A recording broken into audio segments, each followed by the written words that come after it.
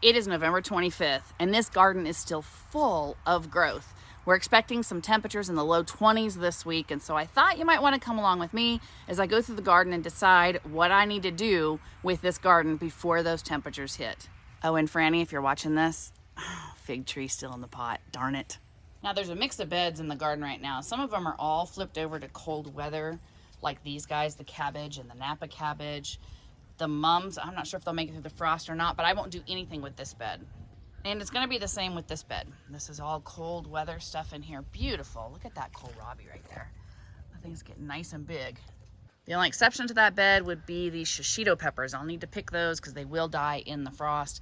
But the rest of this, well, and the nasturtiums, aren't they beautiful? They have done so well this fall. They will also get nipped by the frost unless I cover them with some frost cloth, which did actually work for us last year. This coxcomb at the end of the bed that has done so well, I will come in, I don't know if you can see it or not, and I will collect the seeds. The seeds are little black, sorry Bumbles, the little black seeds that you see that fall out right there. It's that easy. So they're dry enough now. I will go ahead and collect those seeds before the freeze. These are the strawberry plug beds. We just leave them as is. If anything, I might cover them with a frost cloth because they are still kind of young, but they usually live through every winter, even in our 20-degree temperatures for us. Now, as I say that, remember, there's always an exception to every rule. Some winters it does really great. Some winters stuff doesn't. It's just this microclimate we have here. Depends on how hard it freezes and for how long. And we have another cold weather bed, minus all that nasturtium. I might have to cover that up. It's just so darn pretty.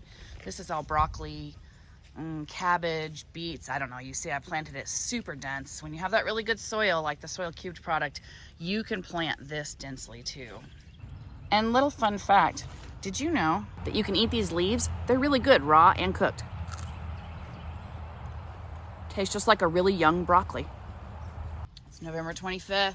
And I do have to show you as I wade through the nasturtiums. Look at all the black beauty tomatoes. This tomato plant has done fabulous. This was one of the ones that I took at the beginning of the year from a sucker and then just rooted them up. And another cold weather bed. This has cabbage, cauliflower, more crazy nasturtiums, and then like I did with the Japanese coxcomb, and I can't remember what the variety this is, I will come in here and I will collect these seeds as well because this plant did absolutely fabulous this year. We finally got the sweet potatoes dug up. Thank goodness. Thank you, Greg, even with his shoulder.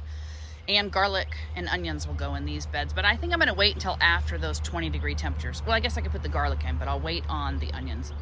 These herb beds do fine. They don't get covered. They last through those 20-degree temperatures just fine.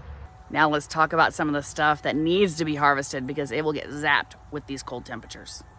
You see all of these peppers and those peppers, and as I swing around here, all of those peppers and that whole bed of peppers.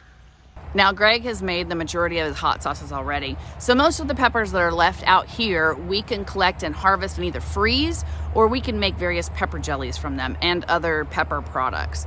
So there's a couple ways to do that. We can harvest them one by one like we typically would do. Or what we prefer to do is to find a nice cluster like this. And then what we do is we literally clip off this entire cluster. Then we take this cluster and we put it in our garage where it doesn't freeze.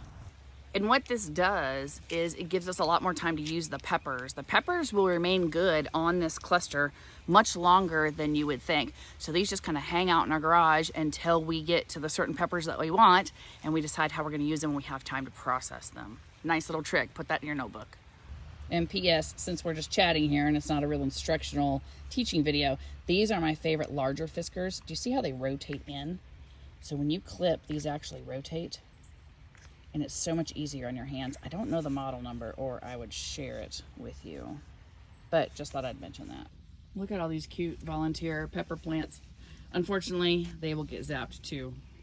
I'm also gonna need to come out and harvest what's left of the butternut squash that we had left in certain places so it could continue to ripen before we picked it, because it also won't do good in the frost. And the last two beds are these beds that have peas, radishes, and carrots in them. Your radishes and carrot tops, if it gets really, really cold, they may get hit and they may die back, but it's okay. They're a root vegetable, they'll grow back. The peas, we'll see. Sometimes they fare well and sometimes they don't.